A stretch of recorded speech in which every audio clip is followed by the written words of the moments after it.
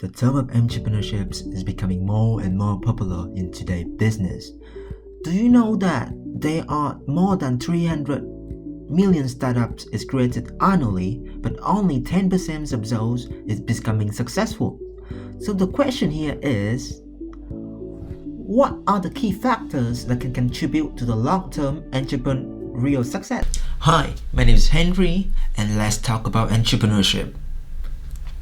So in today's videos, I'm going to discuss the key factor that can contribute to a startup success. In more details, I will discuss how to evaluate a business success, and then I will pick my favorite startup right now and identify some key factor that has contributed to their success. Last but not least, I'm going to have some reflection and what myself and other competitors can learn from them. Now, let's start by answering the question, how to evaluate business success. To answer this question, I'm going to apply triple bottom line model, which is a really famous model to analyze business success. This model contains three different factors: economics, social, and environmental. In more details, some of the indicators can be used are revenue or profit, valuation, market share, or number of users, employees, and jobs, or other environmental indicator. Now let's pick an example to apply this model.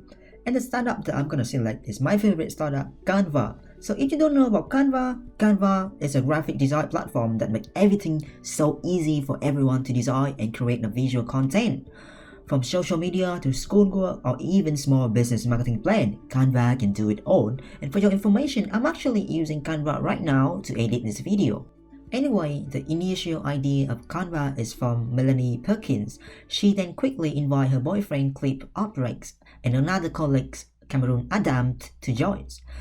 The three of them officially launched Canva, a freemium business model, in 2013. After 10 years of operation, here are some numbers about Canva. They generate about $1 billion USD in terms of revenue every year. Their valuation right now is at 305 million USD, and they accounted about 30% in the market share of the presentation category, and they have about 75 million users every month across more than 119 countries around the world, and they have more than 2,500 employees around the world as well. In terms of environment, they are aiming to achieve beyond net zero next year, and as you can see, Canva is still growing, and they are one of the highest value startup in the world right now. So as you can see, Canva is pretty successful, isn't it? But the question here is, how can they do it? How can they achieve those achievements? Well, I'm going to point out four main reasons why they're becoming so successful. Factor number one is about external environment, and the second factor is about the way they recognize opportunity and exploit it. The thirdly is going to be about their mindset and personality. Lastly is about the way they utilize all of their resources. With that being said, let's start with the first factor. To analyze external environment factors, past model can be used, but in this video I'm going to focus on social as well as technology factor only. So Gen Z and millennials are two first generation who are born or growing up during the era of technology. It shaped their lifestyle compared to the previous generation. Social media at that time is also becoming more and more popular. With the rise of Facebook or Instagram, people are paying more and more attention to their appearance or even their content that they put on social media, and that is definitely an advantage for Canva or any other software editor, because if people care too much about the appearance that they're going to put in social media, they might need to know some basic design for their content before putting it on the internet. Moving on to the second factor, the ability to recognize opportunity and exploit it. So first of all, let's look at Canva target audience. 65% of Canva audience are age 35 or even less. So who are they? Who are Canva target audience? So they are usually students, office worker, or small business owner, and they often need to do simple presentation or design. What are their pain points? First of all, they cannot afford expensive software or design course online.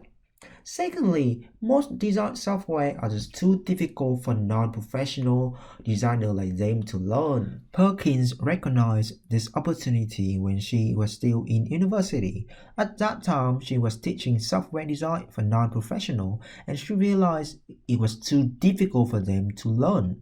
She was questioning herself why no one create any design platform for non-designers. To analyze whether Perkins' ideas is feasible or not, let's take a look at the designing software market at that time. Now, what are you seeing on the screen right now is represent for customer, and they need to do some presentation as well as some basic design.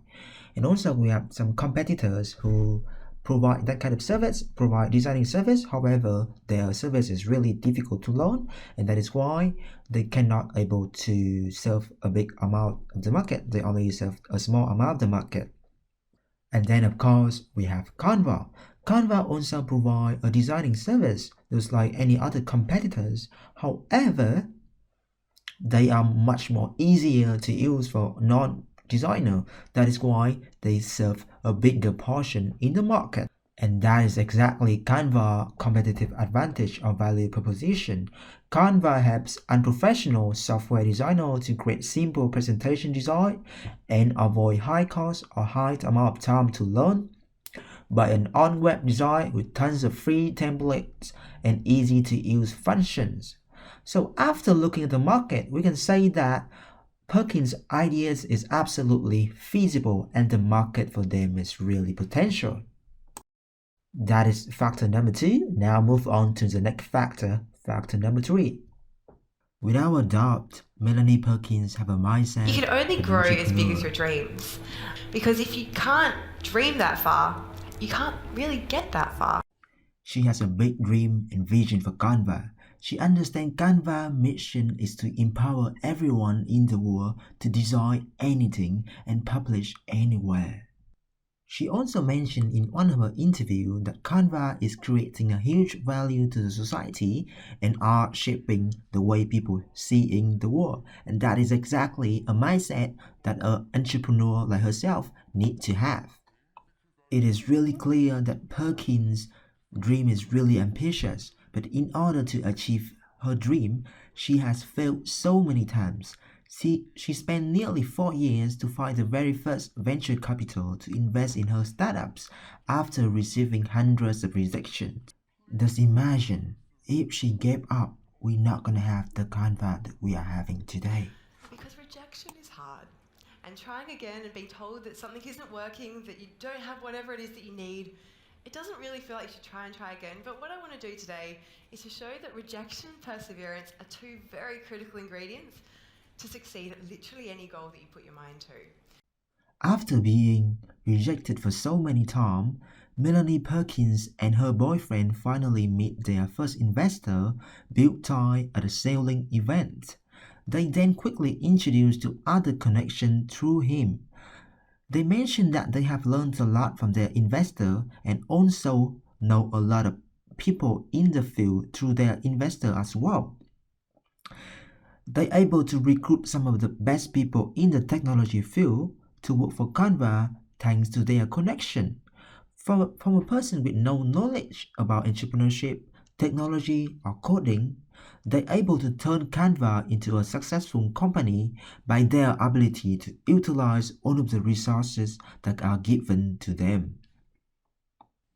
Now, let's look again on the 4 key factors contribute into Canva's success. Factor number 1 is external environment.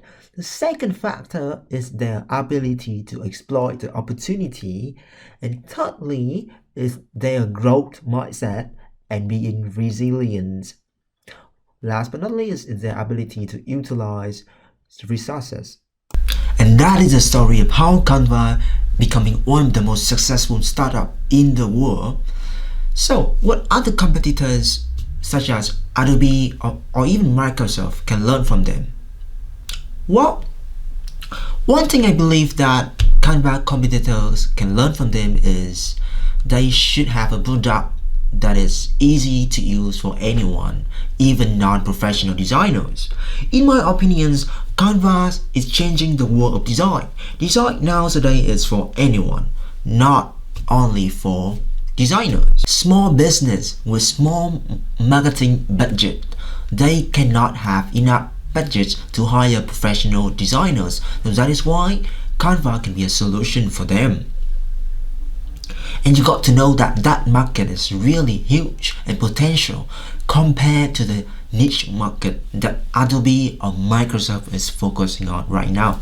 And that is the end of this digital report. I hope that this digital report has successfully analyzed some key factors contribute to Canva's success. Thank you so much for watching. Thank you.